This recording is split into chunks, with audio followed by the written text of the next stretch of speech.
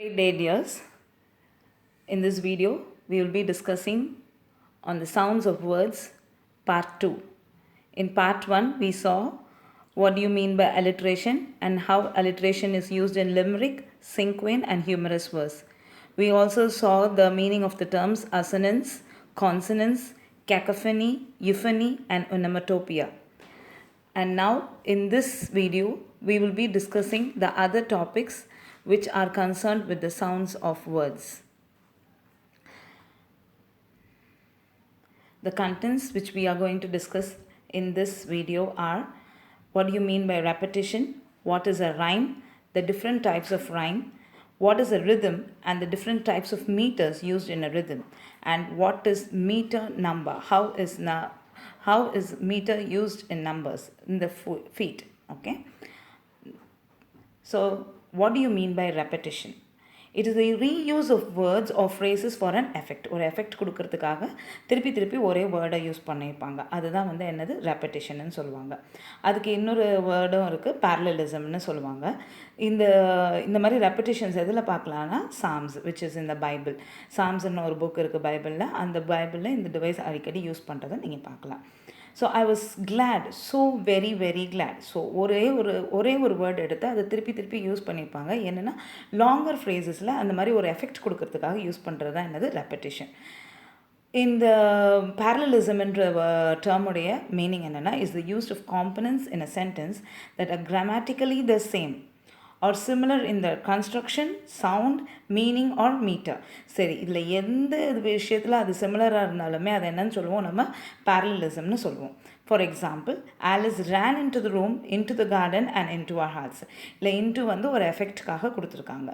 So it has the same கன்ஸ்ட்ரக்ஷன்னு சொல்லலாம், இல்லைனா ஒரே மாதிரி சவுண்ட் கொடுக்குதுன்னு சொல்லலாம். இது மாதிரி ஏதாவது ஒரு கான்செப்ட் எடுத்து அதை திருப்பி ரிப்பீட் பண்ணியிருந்தாங்கன்னா அதை என்னன்னு சொல்லுவோம், நம்ம ரெப்படிஷன்னு சொல்லுவோம். Next, what is a rhyme? ரைம்ன்றது தான் நம்மளுக்கு இனிஷியலாக போய்ட்ரினாலே அந்த மாதிரி தான் அக்செப்ட் பண்ணிக்குவாங்க public, because we are second language learners. And as we see that poetry எப்போதுமே ஒரு ரைம் கொடுத்தா தான் நல்லாயிருக்குன்ற மாதிரி ஒரு எஃபெக்டிவாக இருக்கும். அதே மாதிரி நம்ம மனசுக்குள்ளார ஒரு நல்ல விஷயத்தை கொடுக்கும். Okay, that it is good அப்படின்ற ஒரு ஃபீல் கொடுக்கும். So that have different beginning sounds but whose ending sound alike. So beginning அந்த வேர்ட்ஸ் பிகின் ஆகும்போது வேறு சவுண்டில் தான் பிகின் ஆகும். ஆனால் எண்ட் பண்ணும்போது ஒரே மாதிரியாக சவுண்ட் கொடுக்கறதுனால அது என்னன்னு சொல்லுவோம், நம்ம ரைம்னு சொல்லுவோம். Including final vowel sound and everything following it or set to rhyme. இதில் பார்த்தீங்கன்னா எக்ஸாம்பிள் டைம், ஸ்லைம், மைம். இதில் எல்லாத்துலேயுமே ஸ்டார்டிங் வேர்ட்ஸ் டிஃப்ரெண்ட்டாக இருந்தாலும், அது கான்சனண்ட்டாக இருந்தாலும் சரி, வவல் சவுண்டாக இருந்தாலும் சரி, the last final word it ends with the same sounds and it is known to rhyme. Okay, so what are the different types of rhyme?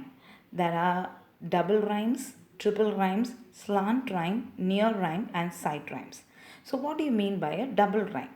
Includes the final two syllables. அதில் final two syllablesல அதோடைய stress இருக்கும். அந்த final two syllables ஒரே மாதிரி sound கொடுக்கும். Revival, arrival, survival, வைவல், அந்த மாதிரி ரெண்டு சிலபிள்ஸ்க்கும் ஒரே மாதிரி ரைமிங் வேர்ட்ஸ் எண்ட் ஆகிறது தான் என்னது டபுள் ரைம்ஸ். இப்போ ட்ரிபிள் ரைம்ஸை includes the final 3 syllables. Okay, last 3 syllables எப்படி இருக்கும்னா ஒரே மாதிரி ரைம் ஆகும். Greenery, machinery, scenery. Can you understand? 3 syllables ரைமிங்காக வருது, ஒரே மாதிரி சவுண்ட் கொடுக்குது. அடுத்தது ஸ்லாண்ட் ரைம்னா என்ன? If only the final consonant sounds of the words are the same. என்னது, கடைசியில் வர கான்சனன்ட் சவுண்டு மட்டும் சேமாக இருக்கும். ஆனால் இனிஷியலாக அது கான்சனண்ட்டாக இருந்தாலும் சரி, வவல் சவுண்டாக இருந்தாலும் சரி, இட் வில் பி டிஃப்ரெண்ட்டாக இருக்கும். ஒரு வேர்டில் இனிஷியல் ஒவ்வொரு வேர்டு யூஸ் பண்ணியிருக்கும் போது அந்த வேர்டோடைய இனிஷியல் சவுண்ட் அது கான்சனன்ட் சவுண்டாக இருந்தாலும் வவல் சவுண்டாக இருந்தாலும் டிஃப்ரெண்ட்டாக இருக்கும். But the last consonant sound எப்படி இருக்கும்னா சிமிலராக இருக்கும் இந்த மாதிரி ரைமில். சோல், ஆயில், ஃபவுல், இதெல்லாம் பார்த்தீங்கன்னா கடைசியில் லாஸ்ட் கான்சனன்ட் சவுண்ட் என்னவாகுது, சிமிலராக இருக்குது. That is only it is known as slant rhyme. Okay, what is near rhyme? If the final vowel sounds are the same but the final consonant sounds are slightly different. Okay, vowel sounds என்னவாக இருக்கும், ஒரே மாதிரி இருக்கும். ஆனால் consonant sounds டிஃப்ரெண்ட்டாக இருந்துச்சுன்னா அது என்னன்னு சொல்லுவோம், நம்ம நியர் ரைம்னு சொல்லுவோம். So let us see fine rhyme. இது ரெண்டுமே என்னது, vowel sounds which are the same. ஆனால் இந்த செகண்டில் பாருங்கள் poem going, இது ரெண்டுமே என்னது டிஃப்ரெண்ட்டாக இருக்குது, but they R rhyming. So it is known as near rhyme. Next என்னது sight rhymes, words which are spelled the same. இது என்னது sight rhymesனால் என்னன்னு சொல்லுவோம், words which are spelled the same but pronounced differently. Pronounce பண்ணும்போது டிஃப்ரெண்ட்டாக pronounce பண்ணுவோம், are called sight rhymes or eye rhymes. enough, cough, through, bow. So enough, cough இது ரெண்டுமே என்னது ஒரே மாதிரி ரைமிங் ஆகுது, ஆனால் they are spelt in the same way. ஜிஹெச்னு த்ரூ போ எல்லாமே ஒரே மாதிரி ஸ்பெல் ஆகிருக்கு, but they are pronounced in a different way, and so they are called as sight rhymes or eye rhymes. So rhymes எத்தனை இதுவாக இருக்குடா, double rhyme, triple rhyme, slant rhyme, near rhyme and sight rhymes. So these are the different kinds of rhymings. Okay. Next ரிதம்ன்றது என்ன எப்படின்னா, ஒரு போய்ட்ரியில் வந்து அது ஒரு மீட்டரை ஃபாலோ பண்ணும், அதாவது ஸ்ட்ரெஸ்ட் அண்ட் அன்ஸ்ட்ரெஸ்ட் சிலபல்ஸை ஒரே மாதிரி ஃபாலோ பண்ணிட்டு வர்றது தான் என்னது ரிதம். அந்த ரிதம் தான் வந்து என்ன பண்ணுன்னா, ப்ரோஸும் போய்ட்ரிக்கும் உள்ள ஒரு டிஃப்ரென்ஸ் இருக்கும். ப்ரோஸில் வந்து நீ ரிதம் எதிர்பார்க்க முடியாது, பட் போய்ட்ரியில் you usually expect a rhythm. Helps to distinguish poetry from prose. Okay, such patterns are sometimes refer to as metre. இது என்னன்னு சொல்லுவோம், நம்ம மீட்டர்னு சொல்லுவோம், because it is following a set pattern. ஒரு பேட்டர்னை ஃபாலோ பண்ணும், அதுதான் என்னது மீட்டர் அப்படின்ற ஒரு pattern. Okay, metre is the organisation of voice patterns in terms of both the arrangement of stresses and the frequency of repetition per line of verse. ஒவ்வொரு வேர்ஸ்லேயும், அதாவது ஒரு ரைம் எடுத்துக்கிட்டோன்னா, ஒரு ஸ்டான்ஸா இருக்குது, அந்த ஸ்டான்ஸால் ஃபர்ஸ்ட் லைன் செகண்ட் லைன்னா தான் நம்ம என்னன்னு சொல்லுவோம், பர் லைன் ஆஃப் வேர்ஸில் இருக்க ஒவ்வொரு லைனையும் சொல்லுவோம். அந்த லைனில் என்ன மாதிரியான ரெப்படிஷன்ஸ் கொடுத்துருக்காங்க, எப்படிப்பட்ட ஸ்ட்ரெஸ்ஸஸ் ஒவ்வொரு வேர்டுக்கும் கொடுத்துருக்காங்கன்றது தான் என்னது மீட்டர்னு சொல்லுவோம். ஓகே, இப்போ என்ன பண்ணுவாங்க, ஸ்ட்ரெஸ் சிலபல்னால் இதை வந்து ஒரு அக்சென்ட் மார்க் மூலியமாக பிரிப்பாங்க. Unstress syllables are label with a dash. Unstress சிலபல்னால் என்னென்னு உனக்கு ஏற்கனவே லாஸ்ட் வீடியோவில் சொல்லியிருக்கேன், ஸ்ட்ரெஸ் சிலபல்னால் என்னென்னு சொல்லியிருக்கேன். Metrical feet may be 2 or 3 syllables in length and are divided by 2 to 3 syllables.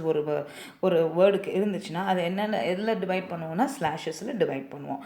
So these are the general ways in which syllables are separated, or how the meter is identified. Okay, scansion ன்னு ஒரு term இருக்கு. It's the conscious measure of the pattern of stressed and எந்த பேட்டர்னில் stressed unstressed சிலபல்ஸும் ஒரு போய்ட்ரியில் use பண்ணியிருக்காங்க அப்படின்றத விளக்குறது தான் என்னது ஸ்கான்ஷன்ன்ற ஒரு வார்த்தை.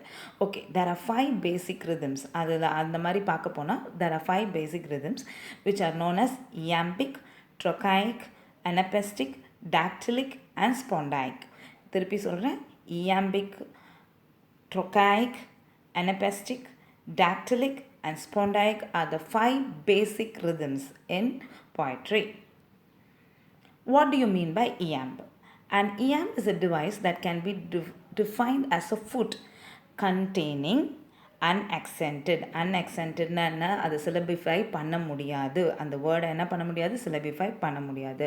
ஸோ இயாம்பில் என்ன ஆரம்பிக்கும்னா, ஃபஸ்ட்டு எடுத்தோடனே சிலபிஃபை பண்ண முடியாத சின்ன வார்த்தைகளை ஆரம்பித்து ஷார்ட் சிலபிள்ஸ் ஆரம்பித்து அதுக்கப்புறமேட்டு followed by long and accented syllable, பெரிய வார்த்தைகள் which are can be syllabified and can be accented in a single line of a poem. ஒரே ஒரு லைனில் வந்து என்ன ஆரம்பிச்சிருக்கோம், அன்ஸ்ட்ரெஸ்டில் ஆரம்பித்து ஸ்ட்ரெஸ் சிலபிள்ஸும் சேர்ந்து இருக்கிறது, accented சிலபிள்ஸும் சேர்ந்து இருக்கிறது தான் என்னது இயாம்ப். இதுக்கு ஒரு example Romeo Juliet. William Shakespeare தான் இயாம்பிக் பென்டாமீட்டர் யூஸ் பண்ணுவார், இயாம்ப் யூஸ் பண்ணுவார். So he is a very very very versatile man to use all these things. But soft what light through yonder window breaks. இப்போ பார்த்தீங்கன்னா சாஃப்ட்டும் லைட்டும் என்னது, unaccented syllables. yonder window இதெல்லாம் என்னது, accented syllables. So இது first என்னது unaccented syllablesல ஆரம்பித்து accented syllablesல கொண்டு போகும், அதுதான் என்னது iamb அப்படின்றது தான். நெக்ஸ்ட் trochaicனா என்ன, is a metrical foot composed of 2 syllables stressed followed by an unstressed. அதில் என்ன பார்த்தோம் நம்ம, iambல வந்து unstressed இல்லை, they are short syllables and unstressed syllables followed by stress. இதில் என்னது 2 syllables இருக்கும், stressed followed by an unstressed syllable. நல்லா ஞாபகம் வச்சுக்கோங்க, இதுதான் நம்ம மெயினாக எக்ஸாம் பாயிண்ட் ஆஃப் வியூவில் ஞாபகம் வச்சுக்க வேண்டிய விஷயங்கள். ட்ராக்காயிக்னா என்ன பேட்டர்னை ஃபாலோ பண்ணும், இயாம்ப்னா என்ன பேட்டர்னை ஃபாலோ பண்ணுன்றது தான் மெயினாக நீங்கள் ஞாபகம் வச்சுக்க வேண்டியது. It is deliberately inserted to make the text sound different. அதை வந்து ரொம்ப அழுத்தம் திருத்தமாக எனக்குன்னு இன்சர்ட் பண்ண மாதிரி இருக்கும். அந்த material pattern of trochee is composed of falling rhythm, அப்படியே ஸ்லோவாக இறங்குற மாதிரி இருக்கும். As the stress is at the beginning of the foot. ஏன்னா நம்ம எடுத்தோடனே எல்லாத்தில் ஆரம்பிக்கிறோம், ஸ்ட்ரெஸ்ஸில் ஆரம்பித்து அன்ஸ்ட்ரெஸ்ஸில் இது பண்ணுறதுனால அது என்னன்னு சொல்லுவோம், ஃபாலிங் ரிதம்னு சொல்லுவோம். They flow easily from one to the next, and trockees introduce an unnatural sound to a poem. ஒரு மாதிரி ரொம்ப நேச்சுரலாக ஃப்ளோயிங் சவுண்டு இருக்காது, சவுண்டு கொடுக்காது அது. And it creates a tone of despair. யூஸ்வலாக வந்து இந்த ரொம்ப கவலைப்படுற போயம் அந்த மாதிரியான விஷயங்கள் இருக்கும்ல, அந்த மாதிரி இதுக்கு தான் இந்த ட்ரொக்காய்க்குன்ற ரிதமை யூஸ் பண்ணுவாங்க. So what is the example? So John Suckling's song is written in Trochaic meter. Why so pale and wan, fond lover? Prithee, why so pale? Will when looking well, can't move her, looking ill prevail. Prithee, why so pale? The first stanza is reproduced here with the accented syllables in bold. And the bold irukadala another accented syllables. So first another stressed syllables followed by unstressed syllables na another trochaic அப்படின்னு சொல்லுவோம். Next anapestic. அனபெஸ்டிக்னா என்ன? Is a metrical foot that consist of 2 unstressed syllables. இதில் என்ன பார்த்தோம், ஏம்பில் என்ன பார்த்தோம், உங்களுக்கு ஞாபகம் இருக்குது, அன்ஸ்ட்ரெஸ் ஃபாலோட் பை ஸ்ட்ரெஸ்ஸு. ட்ரொக்காய்க்கில் வந்து என்ன பண்ணுறது, ஸ்ட்ரெஸ்டு ஃபாலோட் பை அன்ஸ்ட்ரெஸ்டு. அனபெஸ்டில் என்னது, is a metrical foot that consist of 2 unstressed syllables followed by stress syllable. ரெண்டுமே அன்ஸ்ட்ரெஸ் சிலபிளாக இருக்கும், கடைசியில் என்னவாக இருக்கும், ஸ்ட்ரெஸ் சிலபிளாக. அது அடுத்த வேர்டு வந்து ஸ்ட்ரெஸ் சிலபிளாக இருக்கும். So the word anapest comes from the Latin anapestis, which is derived from the Greek anapastos or struck back. இதெல்லாம் வந்து important points, exam point of வியூவில் இதெல்லாம் வச்சுக்கோங்க ஞாபகத்தில். இதுக்கு வந்து எக்ஸாம்பிள் கொடுத்துருக்கேன். The destruction of Sennacherib by Lord Byron. Okay, it was the night before Christmas and all through the house not a creature was stirring, not even a mouse. So இதில் பார்க்கலாம். In this excerpt from a famous holiday poem, the first 2 lines are written in anapestic tetrameter எழுதிருக்காங்க, and the last syllable of each line is emphasized. The rhyme further stands out, giving the poem a sing-song quality. So in the last emphasize வந்து எதில் பண்ணியிருக்காங்கன்னா house mouse, the last 2 wordsல stress கொடுத்துருக்காங்க. Can you understand? An anapest is a metrical foot that consists of 2 unstressed syllables followed by a stressed syllable. Next, dactylic. A dactyle is a 3-syllable metrical pattern in poetry in which a stressed syllable is followed by 2 unstressed syllables. Another dactylic na another, it is a 3-syllable metrical pattern. 3-syllable metrical pattern அது follow பண்ணுது. Stress syllable வந்து எதில் follow ஆகும்னா 2 unstressed syllablesல follow ஆகும். The word poetry itself is a great example of a dactyle. Dactyle என்னது? Stress syllable followed by 2 unstressed syllable. Remember that. That is the word. That is the only important point which we have to remember. With a stressed syllable following on the po, followed by the unstressed syllable e and try. So poetry அப்படிங்கிறது என்னது, first word என்னது, stress syllable, மீதி 2 words என்னது, unstress syllables.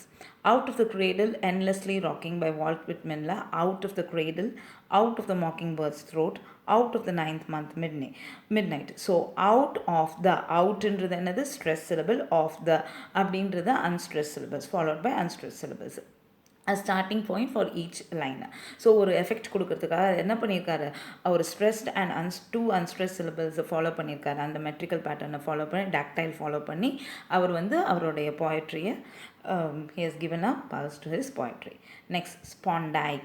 A spondee is a 2-syllable metrical pattern in poetry in which both syllables are stressed. இதில் என்னன்னா first 2 syllablesum stressed இருக்கும். The word downtown is a spondee with the stress syllable of down stressed, town stressed. So 2 stressed syllables வருதுன்னா அதுக்கு பேர் என்னது, it is said to be in spondaic.